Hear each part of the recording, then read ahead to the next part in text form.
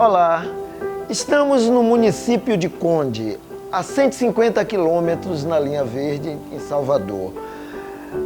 Dentre muitas maravilhas desse lugar, nós podemos destacar aproximadamente 25 quilômetros de praias, lagoas, dunas, tanta maravilha de se ver que faz o povo de Conde e os visitantes ficarem maravilhados quando chegam aqui. Por se tratar de uma antiga vila de pescadores, o município também apresenta um lugar um pouco rústico, um pouco natural, sem sofisticação, o que dá um charme, deixa uma coisa mais gostosa de se ver e de se curtir. O município de Conde é um verdadeiro presente para os olhos e para o coração.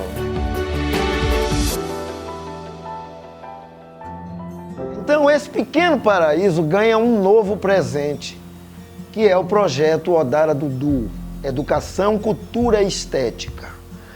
O Odara Dudu é uma chamada de movimento cultural para além do exercício da cultura, ou seja, ele revela os anseios da comunidade em participar de propostas que venham ampliar o seu conhecimento, o seu envolvimento e a sua prática cultural.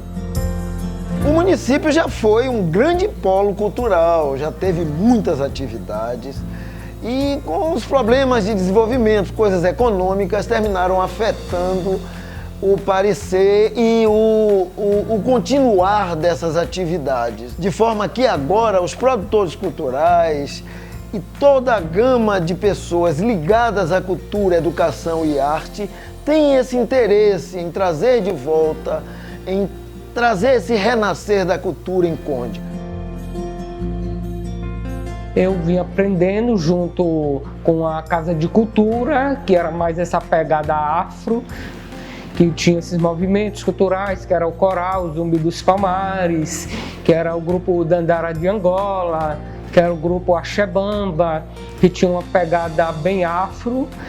Então, e daí contato com outros grupos culturais afro, foi quando eu vim ter conhecimento o que seria a cultura afro na minha vida, né? Eu acho que precisamos valorizar sim, precisamos trazer de volta essa cultura. Eu costumo dizer, uma cidade sem cultura é uma cidade sem memória. E quando a gente não tem uma memória cultural, a gente se perde. Por isso, o Odara Dudu surge como um presente, como um alertar, uma chamada. Vamos lá, vamos continuar com isso, vamos dar corpo, vamos trazer de volta os nossos jovens para fazer teatro, para fazer música, para dançar. Acreditamos que uma sociedade que não tem essas manifestações, ela fica estagnada, ela fica parada e isso afeta a intelectualidade do cidadão local. Um município que não tem um museu, uma galeria de arte, um município que não tem o que mostrar do que produz artisticamente e culturalmente, ele vai perecendo e vai terminando contribuindo com a violência e com a falta de cultura e educação. E o projeto Odara Dudu, Educação, Cultura e Estética, é realmente um grande presente para o nosso município, para o nosso povo, para a nossa juventude, para as pessoas que desejam e que devem buscar conhecer a sua cultura local, conhecer a nossa história. Então esse projeto Bartolomeu, que tem uma experiência e um conhecimento imenso, um homem que conheceu mais de 30 países, principalmente lá no continente africano, e conhece bem todas as histórias, toda a cultura afrodescendente, das matrizes africanas. Esse projeto é realmente um grande presente para a nossa comunidade. O projeto Odara Dudu mergulhou fundo no continente africano para afirmar que a arte africana tem de ser prescrutada pela ótica da tradição. O que eu quero dizer com isso? A arte africana não é arte por arte. É uma arte carregada de simbolismo e de misticismo. Não é uma arte pura e simplesmente arte. Na verdade, o povo africano conhece pouco esse conceito de arte. Uma máscara africana, sem um dançarino, sem os tambores tocando, sem umas roupas, não tem significado. Uma arte africana, ela tem de vir representando símbolos de deuses, de ancestrais. É uma arte que tem funcionalidade, sobretudo espiritual. É um mundo belo e mágico, aonde não podemos olhar com uma ótica artística simplesmente. Devemos perceber que há algo muito mais importante por trás da aparência que está ali representada. É uma beleza singela e misteriosa que só olhos muito aprofundados podem perceber. As esculturas africanas, ela tem um histórico muito importante, né? Ela revela, primeiro, suas influências, todos os povos, os cruzamentos de povos e culturas. Ela revela todo um passado tribal, onde as marcas tribais representavam os nomes de tribos e marcas e origens de pessoas vindos, né? A estética sempre está mostrando algo de antigo, algo de remoto, nunca algo de moderno, mas sempre mostrando alguma coisa inerente ao povo africano. Os corpos, as esculturas, eles sempre estão querendo mostrar algo que está por trás de tudo isso. Não simplesmente aquela escultura, mas algo que está por trás de tudo isso. Um guardião de tribo, né? Uma boneca que simboliza a fertilidade, né? Consagrado com artes antigas consideradas modernas, com visões realmente. Artes de cunho religiosos e todas as marcas tribais aonde vêm identificando os seus povos. A arte africana, de uma forma geral, ela quer mostrar que o africano não é só um povo. Ele é o povo do mundo, ele é o povo que constrói, através da sua arte e da estética, todas as representações artísticas que hoje a contemporaneidade está usando. É uma coisa muito espetacular de se saber e de se viver. Gente, esse instrumento aqui, ele é tombado pela Unesco como Patrimônio da Humanidade. É um instrumento que no continente africano ele tem 3 nomes. Essa representação aqui é da África Ocidental, ele veio do Benin, é um sacerdote de balafon. Chama-se balafon na África Ocidental. Em Moçambique, esse instrumento é chamado de timbila e é também tombado. Na Angola, ele já é chamado de marimba. É um instrumento engenhoso feito em madeira que produz sons idênticos aos do piano de teclados. É uma das engenhosidades musicais do africano.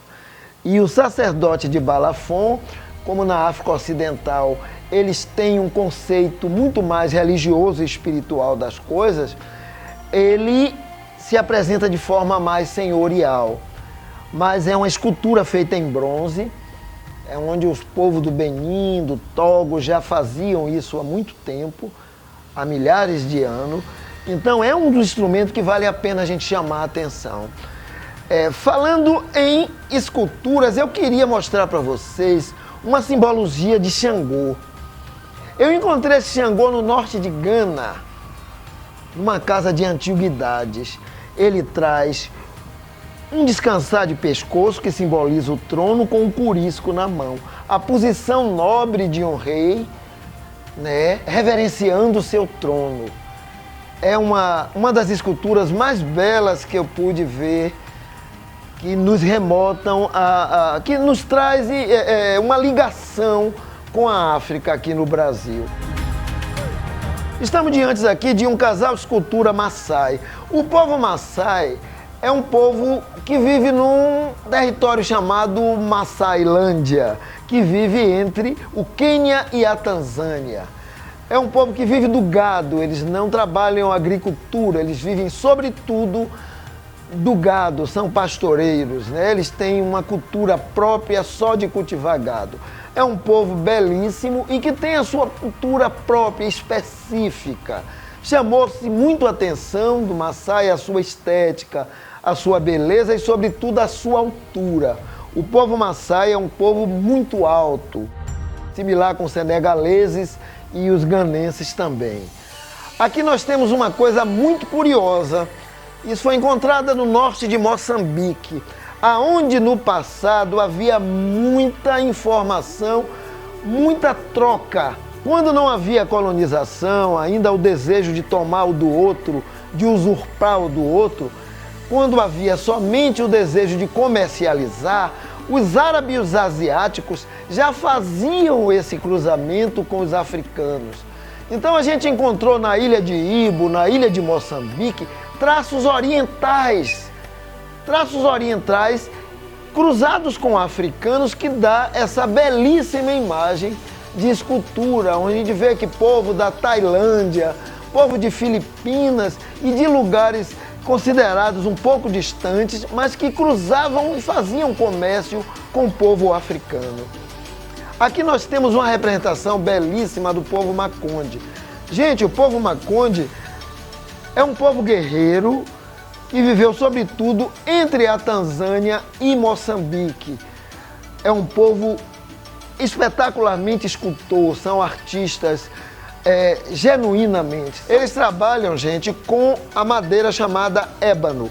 Lá é chamada de pau preto. O ébano, uma madeira já extinta em muitos lugares do mundo, é encontrada nesse local no norte de Moçambique. São coisas assim que a gente precisa estar dentro e sabendo das simbologias. Voltamos para a África Ocidental novamente. Encontramos uma representação de Oxóssi. Coisa bonita. Quem não conhece Oxóssi aqui no Brasil? Todos sabem o que é Oxóssi. Mas, por exemplo, muitos africanos não sabem o que significa essa representação. Lá eles têm outros nomes, outras formas de cultos, outras formas de representação. E aqui nós temos uma representação masculina e uma representação feminina da mulher, que simboliza justamente a fecundação, a fertilidade. Uma das coisas que mais encantaram o mundo são os tecidos africanos. Quem que não gosta de um tecido africano, de um turbante, de uma bata, de um vestido com tecido africano? Os tecidos africanos, eles, claro, são de vários países, de várias origens. Estamos falando aqui de uma forma genérica, né? Não vamos falar somente de um país específico. Mas os tecidos africanos, eles foram quem mais invadiram o mundo da beleza e da moda através de seus designs, seus coloridos e suas estampas, sobretudo. São tecelagens, são coisas feitas à mão, né? Tinturadas, são batiques. São coisas realmente de deixar os olhos maravilhados. Os tecidos africanos, eles trazem coisas assim que podem nos encantar, com tapetes, tapeçarias, colchas, lençóis, né, e indumentárias. Visitar um país africano como o Senegal, como o Mali, é oferecer para os olhos um verdadeiro passeio de beleza, de estampa e de colorido.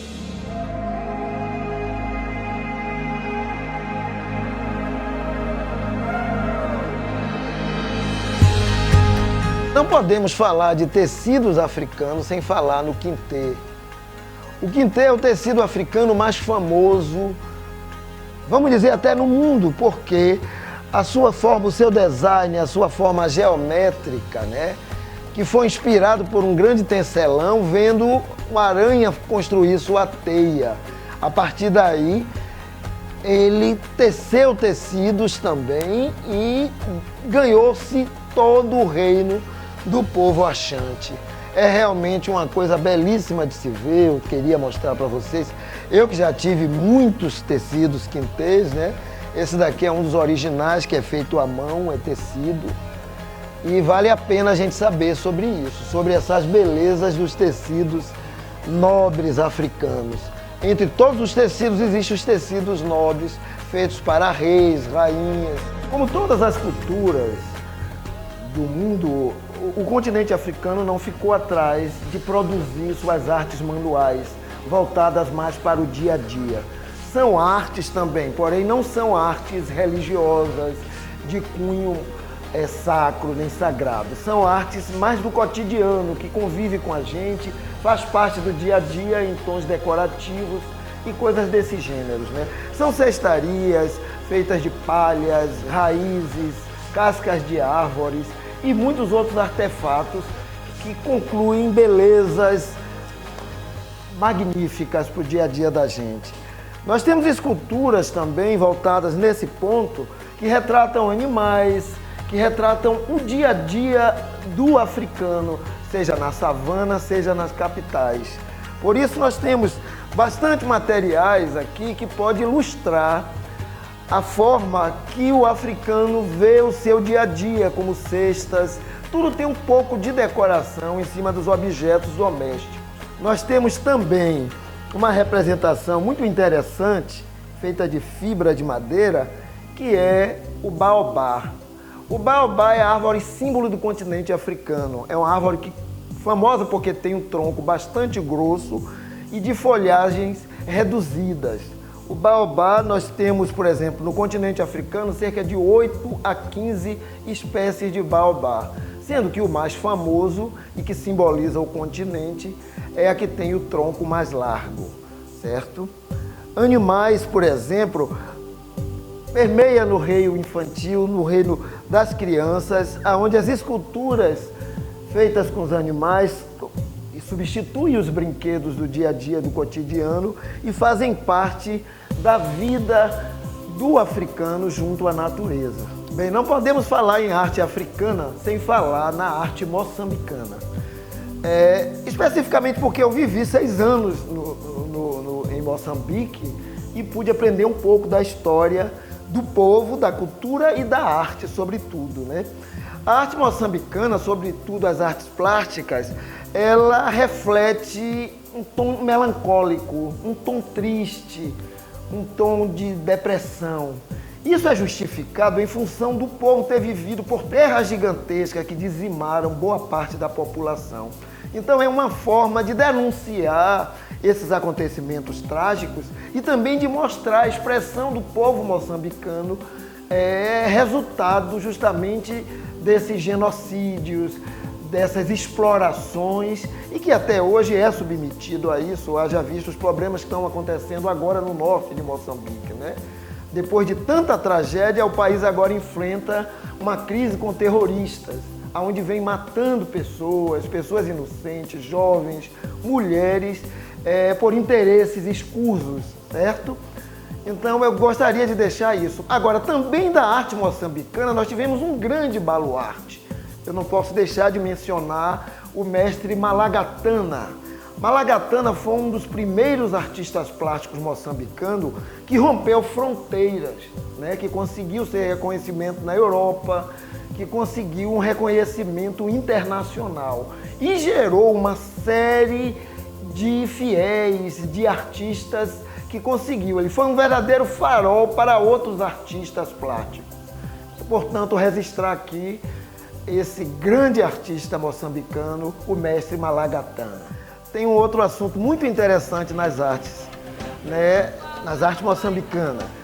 Nós estamos aqui diante de uma das artistas plásticas mais reconhecidas, né? Primeiro, por ser mulher, o que é muito raro, as mulheres assumiram tardiamente esse espaço artístico. E não podemos deixar de falar de Renata Sandimba, né? Uma mulher feminista, política, né? Uma mulher forte dentro de um país onde as mulheres não são muito respeitadas, não têm muito poder, certo? Renata é um destaque disso, uma mulher respeitada na Europa, pela sua qualidade artística e pela sua forma simbólica de denunciar os mandos e desmandos de uma sociedade machista. A Renata é uma pessoa que merece realmente assim uma grande homenagem, né? Por luta feminina, por ser mulher e por ser artista plástica moçambicana. Estamos aqui diante da arte sudanesa, certo? Os sudaneses, eles têm grande contribuição com as artes plásticas africanas, né? A arte sudanesa, ela tem uma coisa interessante, que são os tons pastéis, as misturas de cores, que dá pra gente essa sofisticação em arte. É uma arte que ela tem um lugar de destaque nas artes africanas, devido à sua complexidade, às suas misturas de cores e à sua forma plástica de se apresentar. Vale a pena sempre citar a arte sudanesa, porque é uma coisa realmente de se chamar a atenção. Então, gente, a gente se despede aqui, né? O projeto Odara Dudu se despede na perspectiva de que essas ações desenvolvidas nessa edição abram portas futuras para que a gente amplie muito mais ainda. O Odara Dudu entende que oferecer acesso à cultura, oferecer oportunidade de se participar de oficinas estéticas, de participar de uma exposição de arte é muito importante. É importante para o universo da mente dessas crianças, desses jovens, que nós já temos fragilidade, já temos carência, já temos poucas manifestações. Isso daí é realmente imprescindível. Não pode, de forma alguma, pararmos. Precisamos, para além da pandemia, nós precisamos continuar, persistirmos. Cultura é vida, cultura é arte. Um abraço e até a próxima.